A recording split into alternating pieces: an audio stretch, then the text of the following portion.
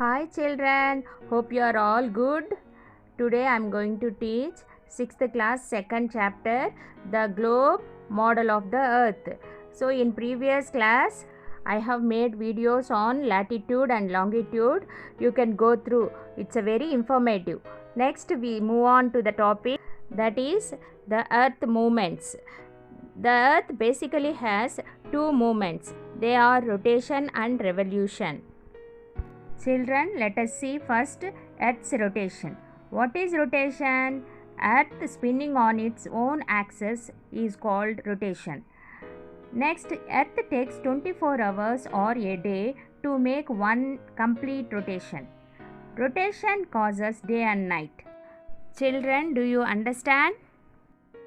Likewise, the Earth too has an axis which passes through the north and south poles. The earth also spins around its axis. Children, can you spot the difference between the earth's axis and the axis of the top? The axis of the top is vertical, but the axis of the earth is slightly tilted. It is at an angle of 23.5 degrees. The spinning of the earth around its axis called rotation. The rotation of the earth always takes place in the same direction from west to east. Children, do you know how much time the earth takes to rotate around its axis once? It takes 23 hours 56 minutes and 4.09 seconds. About 24 hours. That is one day to complete one rotation. At this ball, the side of the ball facing the torch receives the light while the opposite side remains dark. The rotation of the earth causes day and night. While the earth rotates around its axis, only half of its surface faces the sun. The portion that faces the sun receives light and experience day.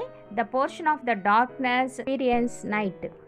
If the earth did not rotate, the areas experiencing day and night would be permanently fixed. Do you know, children, what the circle divides the day from the night on the globe is called? It is called the circle of illumination. When the sun is overhead at any point on the earth's surface, the time at the place is 12 noon. Children, do you understand how rotation causes day and night? Next, move on to the characteristics of rotation.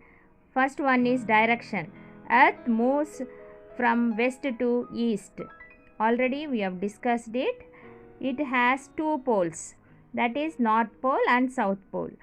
One of the main characteristic is inclination of the axis of the earth. The earth slightly tilted 23.5 degrees towards the pole star.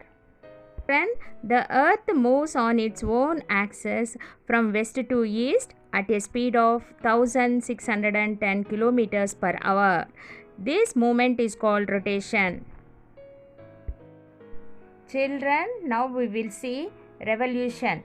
The spinning of the earth on its axis called rotation, while the movement of the earth around the sun is called revolution.